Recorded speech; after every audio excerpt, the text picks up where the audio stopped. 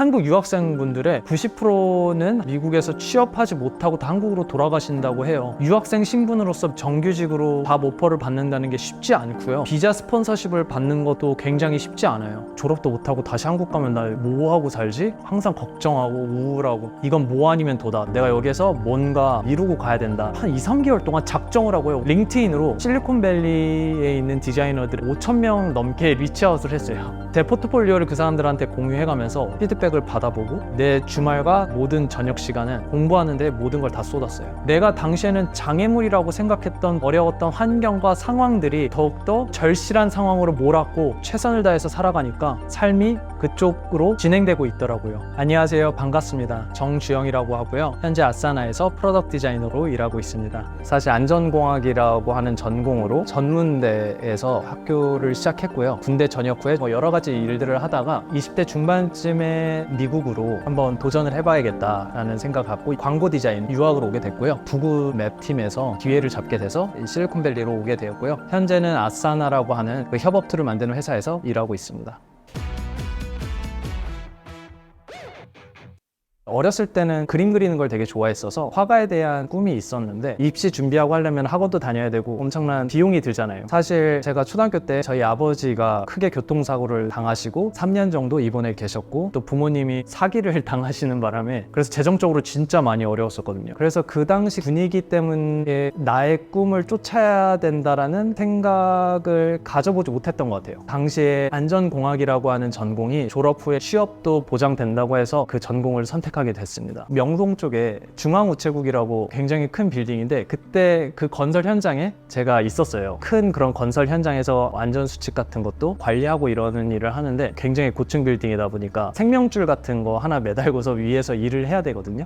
정말 쉽지 않더라고요. 겁도 많이 났고 일을 하면서 이게 너무 안 맞는구나를 뒤늦게 깨달은 거예요. 여기서 내가 선택할 수 있는 거는 군대 가는 것밖에 없다 해서 전역을 한 후에 이것저것 주어진 대로 일을 했던 것 같아요. 막노동 같은 일도 하고 배송 운전 일을 오래 했었고 전화상담원으로도 일하면서 일면식도 없는 사람들한테 욕도 먹어가면서 막 일을 하고 병원에서 수면 내시경 닦는 일도 하고 막 별의별 일을 다 했던 것 같아요. 여러 가지 일들을 해보고 여러 사람들을 만나보니까 내가 모르는 세상이 많구나. 내 적성에 맞고 내가 행복하게 최선을 다하면서 깊이 있게 해볼 수 있는 일이 있지 않을까라는 생각을 했던 것 같아요. 2009년, 2010년 이때쯤일 거예요. 진로에 대해서 엄청 심각하게 고민하고 있는 상황이었는데 그러다가 저희 어머니가 우연히 기독교 방송을 들으시다가 한 분이 문제가 있는 친구들을 상담해 주시고 적성, 진로 같은 거를 찾아주는 일들을 하신다라는 내용을 우연히 들으셨어요. 저한테 그걸 어느 날 얘기를 하시더라고요. 절실했으니까 저도 지푸라기라도 잡는 심정으로 그분을 찾아갔죠. 지금은 제 멘토라고 생각하는 분인데 그분을 찾아가서 저의 지금까지 살아왔던 가정 환경, 저의 인생의 어떤 여정 같은 것들을 쭉 말씀드리고 직업 적성 검사, 심리 검사 그런 결과들을 통해서 제가 조금 더 예술형 쪽에 특장점이 있다. 일러스트레이터, 그래픽 디자이너, 광고 기획, 예체능 쪽에 가까운 전공들을 저한테 추천해 주시더라고요. 최종적으로 선택한 건 그래픽 디자인이었어요. 어렸을 때 조금은 재능이 있었다고 생각한 부분이었는데 엄두를 못 내다가 그분과의 멘토십을 통해서 내가 이 방향으로 가야겠구나 확신이 생긴 거죠. 당시에 일을 하면서 저녁에는 국비지원이라고 있잖아요. 강남의 컴퓨터 학원, 포토샵, 인디자인 이런 거를 배우러 다녔어요. 혼자 독학하면서 포트폴리오 만들어 나가고 200군데 넘게 회사들을 지원을 했을 거예요. 근데 안 되더라고요, 다. 한국에서는 특히 이쪽 분야에서 전공 배경이 전혀 없으면 밑바닥에서 이렇게 하는 게 너무 힘들고 다시 그 멘토분을 찾아갔어요. 저의 자초지종을 들으시면서 주영아 너 한번 유학을 가보는 거 어때? 라고 얘기하시더라고요. 저는 당시에 유학이라는 걸 생각조차 안 해봤고 영어도 전혀 모르고 가족 친척 중에 해외 나가서 사는 사람도 없었고 되게 남일이라고 생각했었거든요. 뭐가 됐든 간에 한번 알아나 보자. 미국 유학을 알아보는데 이 학비가 장난이 아닌 거예요. 당시 24살이 돈을 얼마나 모았겠어요. 저희 가족이 그런 형편도 안 되고 그런데 리서치를 해보다가 오하이오의 한 디자인 스쿨에서 장학금을 주는 프로그램들이 좀 있더라고요. 물가도 이제 뉴욕이나 캘리 이쪽 동네보다도 훨씬 싸고 그래서 토플 공부하고 미술 포트폴리오를 준비해서 지원을 했는데 감사하게도 제가 졸업한 오하이오에 있는 그 학교에서 장학금이 반 넘게 나왔었어요. 그래서 미국 유학을 오기로 결정했었습니다.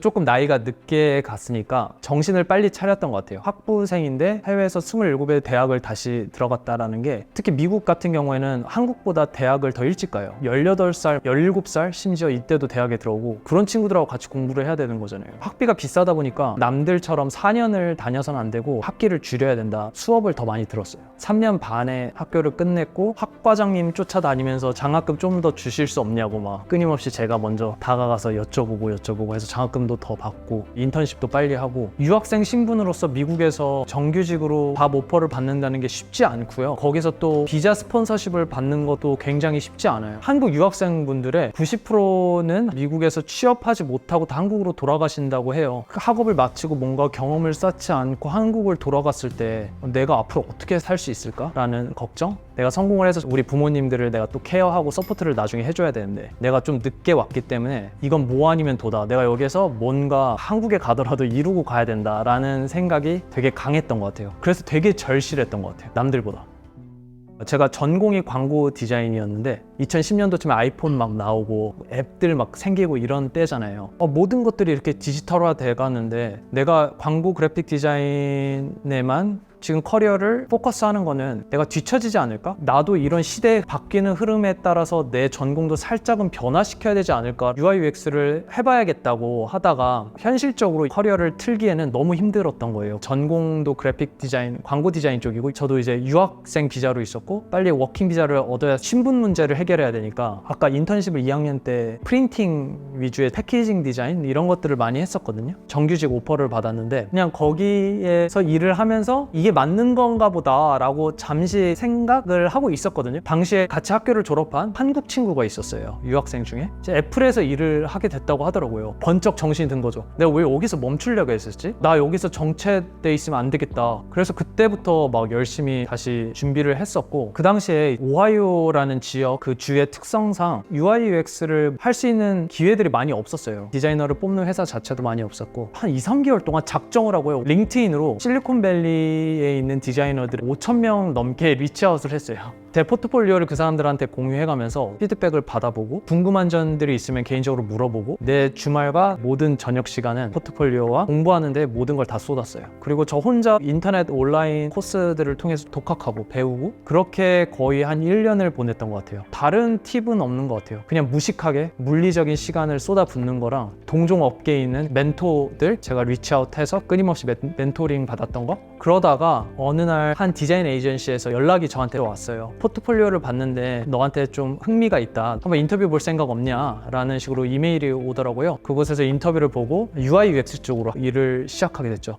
제가 UI UX 디자인을 통해서 어떻게 사용자 경험을 만드느냐가 진짜 중요하구나를 느꼈거든요. 제가 전공을 했던 그래픽 디자인 같은 경우에는 굉장히 창의적인 일이기도 하지만 주관적인 부분들이 많이 들어가잖아요. 디자인 결정을 할 때. 반면에 UI UX 디자인 같은 경우에는 디자이너의 예술적인 감각, 주관적인 부분뿐만 아니라 객관적으로 사용자의 비헤이비어 패턴이나 데이터나 매트릭스에 근거한 디자인 결정들이 들어가기 때문에 예술과 과학의 조화라는 느낌으로 저한테는 왔던 것 같아요. 어떻게 하면 사용자 중심의 제품이나 서비스를 만들어 나가가, 어떻게 사용자들을 이해하고 어떻게 문제점을 디파이닝하고 아이디에이션이 나오고 테스팅하고 이터레이션을 할 건지, 제품 개발의 그 풀 사이클을 경험해 보고 싶다. 그 제품 개발의 성지 같은 곳이죠. 실리콘밸리에 와서 세상에 큰 임팩트를 줄 수 있는 일을 경험해 볼 수 있지 않을까. 어느 순간 저도 모르게 목표나 지향점, 방향이 전과는 달라져 있더라고요. 아무래도 전공이 광고 그래픽 디자인이었다 보니까 남들보다 비주얼 디자인 쪽에 대한 예민함, 강점은 있었어요. 내가 갖고 있던 그 장점을 살리려고 노력을 좀 했었던 것 같아요. 그게 많은 멘토분들이 얘기했던 부분 중에 하나였고, 일단 너가 갖고 있는 그 장점을 살리는 게 가장 중요하다. 그리고 그게 먹혔어요. 어느 날 구글 맵의 리크루터에게서